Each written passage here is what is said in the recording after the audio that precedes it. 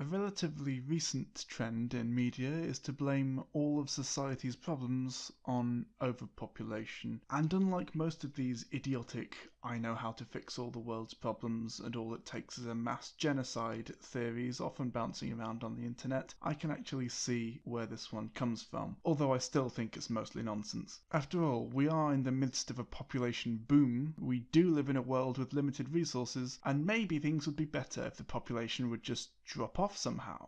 Right? Before we go into whether this idea is correct or not, it's not, let's dig into the specifics of two of recent media's most egregious examples of this argument. Dan Brown's Inferno. Oh, Dan Brown, I'm sorry to pour even more disdain on your work after you've endured a good couple of decades of that and only that, but just like almost everything else that you've written, your theories on overpopulation are drastically, impressively incorrect. We're going to be using the movie version of the story because a lot of the criticisms of the book can either be applied to the movie as well or to Infinity War, which I will be talking about in the next section. In this movie, the MacGuffin is a virus, or plague as it's referred to by the villain, Zobrist, which is designed to solve the perceived problem of overpopulation by making a majority of the human race infertile. The difference in the book is that it just kills people. Now, this is of course a plan that the villain of the story attempts to carry out. However, in Dan Brown's own words, the audience is 100% supposed to empathize with this idea. There are moments in the novel, or at least when I was writing it, that I thought, wow, Zobrist may save the world here. Maybe this is how far we have to go to stop this. That was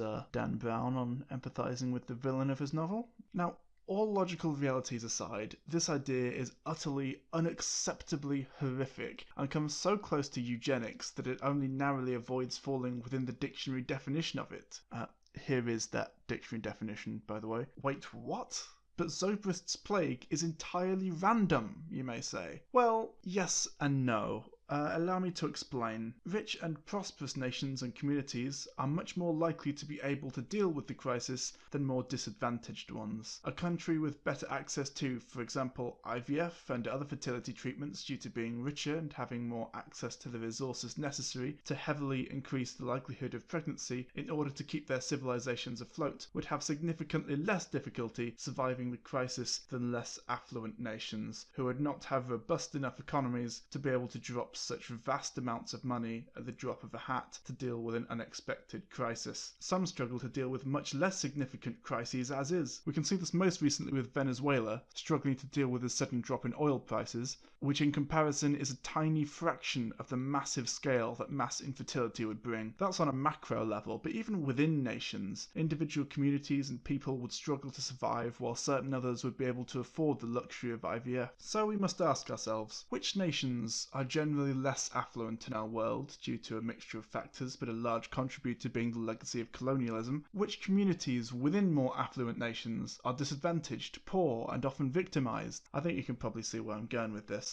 Causing mass infertility will cause many African, South American, and Asian countries to seriously struggle to keep afloat, whilst Western nations would be much more capable of dealing with the crisis. And the same could be said of disadvantaged communities in the Western world, most of which are made up of non-white people. And here we come to the eugenics. Whether intended or not, Dan Brown is advocating for a world in which the majority of non-white people struggle to procreate and mostly die out within a generation or two, whilst their white counterparts do not. Thanos and the Snap.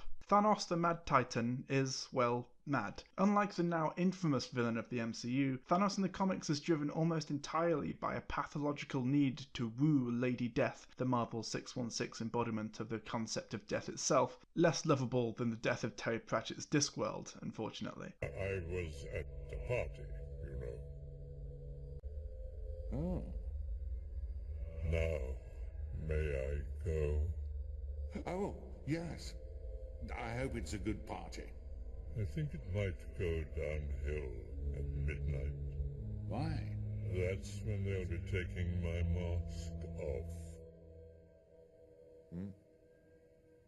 and as such he collects the Infinity Gems, or Soul Gems as they were originally known, simply so he can impress her with his powers over life and death. He is a tragic character who serves to show that even with the power of a god, one can still feel hollow and alone, perhaps even especially so. Thanos in the MCU, however, is driven not by a love of death, but by a similar philosophy to Dan Brown, that all suffering in the universe is caused by overpopulation, and that the only way to truly solve these problems, to ease this suffering, is to cut the population of the universe in half, presumably excluding himself. Little one, it's a simple calculus. This universe is finite, its resources finite.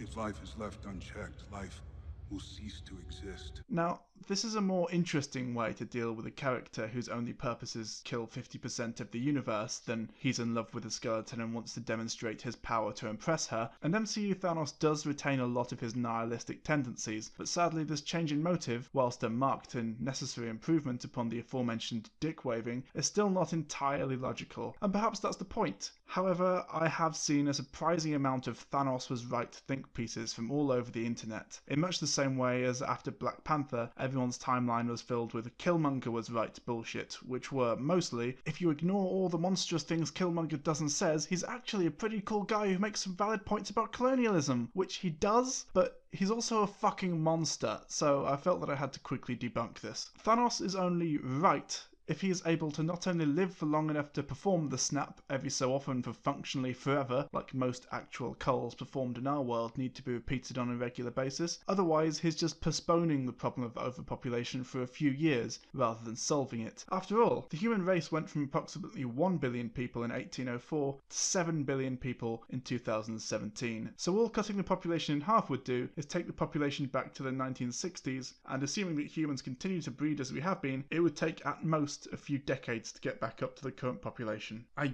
guess he could just perform the snap every few years, but that seems extremely inefficient. This simply would not work, since, at least in our world, the problems we face are due mostly to the mismanagement of resources rather than a lack of them. In most developed countries, there are more people-less homes than homeless people, enough food and infrastructure to feed, clothe and medically treat more people than currently live on Earth. In short, the problem Thanos is trying to fix is caused not by overpopulation, but capitalism. But apparently every civilization in the MCU lives under a capitalist system, so it's seen as the default, even on distant planets. Even if we were to assume that Thanos was attempting to rectify climate change or something, the reasons behind that are once again not overpopulation, but the people in charge of the fossil fuel industry holding ridiculous amounts of power and actively opposing the shift to renewable energy. Conclusion. The issue I take with this is that the overpopulation is the real problem argument only seems plausible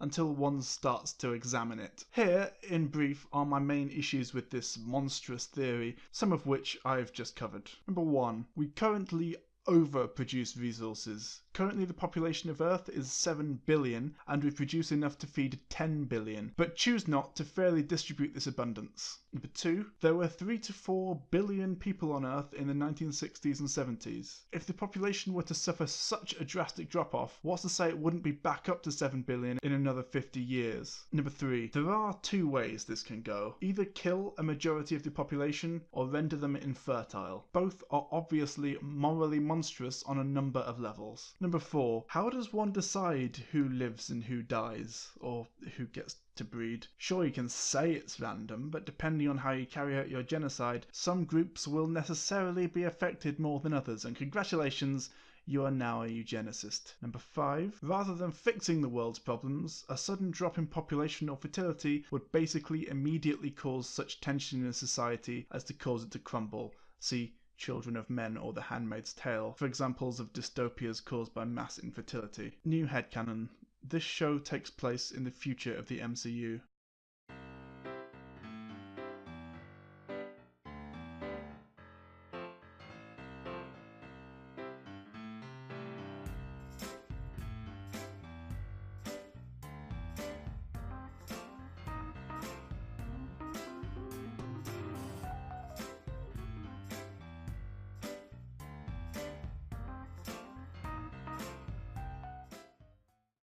Do the Sienna, don't. You'll be murdering innocents.